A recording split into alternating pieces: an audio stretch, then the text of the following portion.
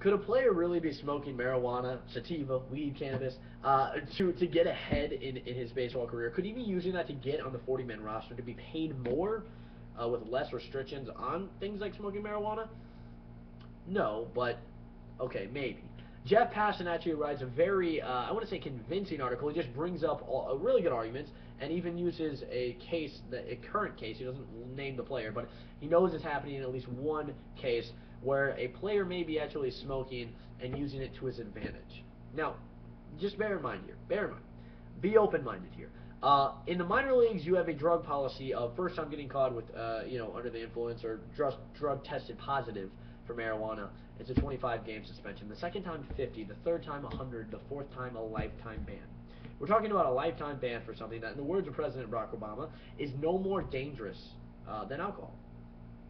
We're also talking about something that's in the same class as ecstasy, LSD, and heroin and cocaine that basically is saying there's no medical purposes, there's nothing you can even do with this drug. And of course we know that's not true. The medical purposes are through the roof in terms of benefits to side effects and addictive qualities to it. We give people painkillers, opiates all the time. NFL players rely heavily on very addictive painkillers to make it through their career, and then they realize half of my body is broken. But in baseball, it's a different situation. We don't know of a huge drug culture. I mean, you hear every once in a while a minor league player get, suspended, 13 this year for, coke, ecstasy, LSD, and marijuana. But the marijuana ones are always kind of more highly publicized. The coke or ecstasy, it's just, once in a blue moon they get caught with that stuff. Marijuana is a bit more frequent because more people smoke it. I mean, it's simple as that. Whether you, ingesting it, smoking it, however it is, and it's legal in 2 states. So now this is an actual issue to talk about. So what Jeff Passan argues, is that a player can get caught smoking a few times, and the team realizes, hey, we have a top prospect here. We invested money in the draft, and because of a bullshit punishment system that the minor leagues have not adjusted to, because they're not under MLB Players Association, the MLB Players Association can't fight for the minor leagues, they're separate, they're getting punished, potentially a lifetime ban for smoking and getting caught 4 times. Now, obviously that's ridiculous to have a lifetime ban for getting caught with weed a few times.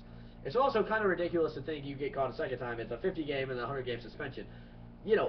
When we're talking about big suspensions, we should be using that for things, that actually help you play the game. I mean, steroids, HGH.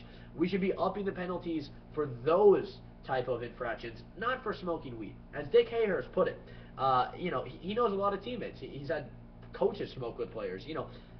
We tend to forget that we live in a society that is run on drugs. I mean, Miami was built on cocaine and cocaine money. Okay, let's be real right now. All right. Most people, when they wake up, they rely heavily on caffeine to get up. Caffeine is the 4th most addictive drug in the world. People rely on nicotine, obviously. Tons of people smoke cigarettes, or I guess nowadays vape. Some people need to have a 6-pack of beer to watch a football game. Some people need heavy amounts of alcohol to get through anything. I mean, the world is simply revenue, everything. It runs around drugs. It really does. So to try to act like baseball players are an exception or athletes completely are an exception, I understand they're probably not going to be the heaviest smokers in the world because they're athletes and usually are pretty healthy, but they all take part in substances, whether they're actually abusing it or not. So let's not act blind about this. Let's not pretend that no players smoke weed, okay? They live in the same world that we do. Yeah, sure, they're athletes, but it doesn't mean they've never done it or they don't do it currently, especially if they're in the major leagues. Dirk Hayhurst talked about a player that was in the majors that was high all the time. Now, of course, he probably played better if he wasn't high all the time, but when he was called down to the minors, he had to stop.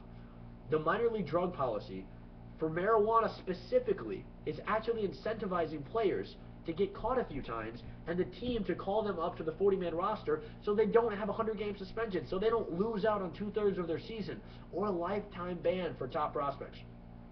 Jonathan Singleton got caught multiple times with weed before being called up. The same with Jeremy Jeffries. In 2010 with the Blue Jays, he'd been caught a few times and he was called up to the 40-man roster. Now, whether that's completely coincidental or not, obviously Jonathan Singleton was going to anyway. He was a top prospect, and that's why it brought some light to the issue. We're looking at one of the top prospects in baseball getting caught smoking weed a few times. And he's missing almost a whole season because of it. We should never just accept laws as is. Unless it's murder, bad shit, I completely agree. But when it's a non-violent crime and you get rights taken away, or when you lose playing time for a game you put your life into, you should always question it. I'm not saying you should go up against any law that hurts you in a specific case, but as baseball fans, you shouldn't accept every drug policy as is, especially in a changing world.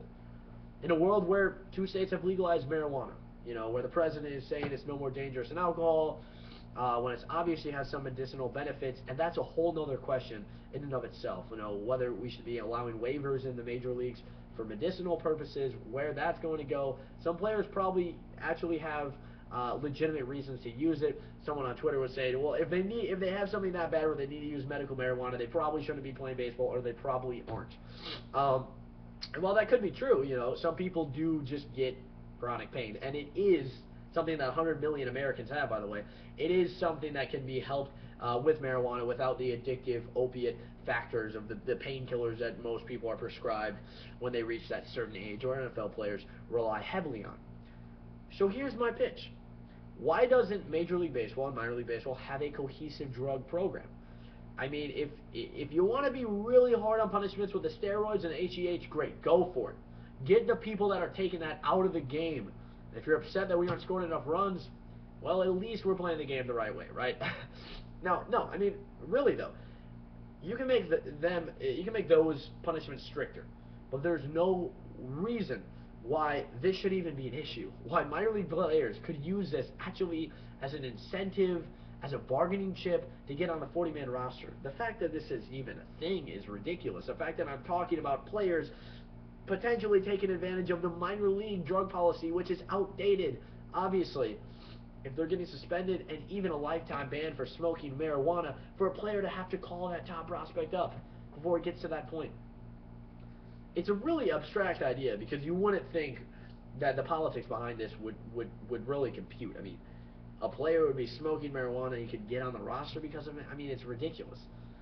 But when you really look at everything, hypothetically it does make sense. Now, Jeff Passan says it's happening in one case. I don't know how many cases it's happening, obviously, throughout the majors. But even if it's just happened once, that's one too many times. And then obviously it doesn't take, a scientist to realize this is outdated. Marijuana, all the there's no evidence that it helps you play baseball. I mean, it impairs your driving abilities, it's motor skills, all that. And I thought it was funny because I read an article from a writer's perspective. He went to a game in Coors Field, went to a dispensary beforehand, and he had a great time. I mean, he might not remember all of it, but he had a great time. He took notes to himself, tried to transcribe it later. Basically, what he gathered, the conclusion was, it's better to watch baseball high, is basically what he gathered. And if you think about it, a lot of the effects, things moving slower, all these things, sensory details of certain things, it really picks up in a baseball. I mean, in a baseball park. When you're complaining about the game moving too slow, nothing can move too slow if you're high. I mean, this guy's loving it. I mean, he's watching the game, he's taking it in. Really, marijuana seems like a drug meant for baseball. Baseball watching, maybe not baseball playing with 100-mile-an-hour pitches, but it just fits. It fits the sport. Now, that doesn't have anything to do with anything. I'm just saying it would be interesting to see if Coors Field puts in a dispensary to maybe like a VIP smokers lounge or something, or edibles or something. While it would create a ton of national buzz, it would be really interesting to see. Although I would like to hear how they would transfer the weed from a dispensary to Coors Field, something that is still, I believe, illegal to do. So, the transportation, you might have to use a black market there. But, no, I think at the end of the day, it's not an urgent issue, but I do feel bad for minor league baseball players, who are just occasionally smoking marijuana, which obviously you're in that profession, you should just not do it. But if they're going to be suspended 50 games, 100 games, and even a lifetime ban for it is a bit ridiculous, and it's putting the teams, ironically, in a weird situation. So let's just make these cohesive policies. If someone's not going to get punished heavily in the major leagues for doing it, why would you get punished heavily in the minor leagues for doing it? Now, I understand the MLB Players Association isn't backing the minor leagues, so that's the problem right there. But there needs to be a discussion about this, and it wouldn't take much for the MLB to issue a few statements and simply change the drug testing policy, the drug punishment policy for this specific substance, especially now that it's becoming more legal, more widely available, and we'll see if any more states legalize it in the next few years. I'm sure we'll have a few. Now, if this seemed too much of just a legalization discussion, I completely apologize. It is a discussion that I think needs to happen regardless, so I'm not going to be too sorry about it. I mean, I'm just being honest. We're 40 years past this discussion, really. We should have been having this whether marijuana should be legal 20, 30 years ago, before we waged the war on drugs, first of all. But in regards to baseball, it's time to talk about, where it will be medicinally, whether it will even be an issue. People will probably jump on me in the video, why are you so pro-marijuana, this and that? Maybe because it's not addictive physically like an opiate is. Maybe because it's a much better alternative than an addictive painkiller that football players rely on heavily. Maybe it's not as addictive like Adderall, something that tons of players, even in high school, take to get through athletic games. Let's stop acting like we're oblivious to what's going around us. Prescription drugs are a huge issue. When you have a natural substance, why would you be suspending people 50 to 100 to even a lifetime ban, forcing the hands of teams to call them up for something that's, again, no more dangerous than alcohol, while you sit on your couch taking a few Bud Lights down, watching a game to just get through the game, to enjoy it? Why can't someone have that same experience at a ballpark in a state that is legal? Why can't they enjoy how they want to do it, how they would want to enjoy the game? Or honestly, it doesn't increase your motor skills. It's not going to help someone play the game. So how bad can the punishment be for someone who is caught using it in the minor leagues? I mean, they're making no money. They're trying to have a little fun here. They smoke it one time and they're suspended 25 games. They're made a mockery of themselves. Obviously, press is everywhere with it. It affects your standing with the team. But if you do it a few times, if you get caught a few times, then you might have a chance to get on the 40-man roster. It just seems ridiculous. Anyway, thanks guys for watching. I apologize if you got offended sometime during the video. I tried to not do that at all. But I thank you guys seriously, thank you guys for watching. I'm going to end the video before I say any more stupid things. Thanks.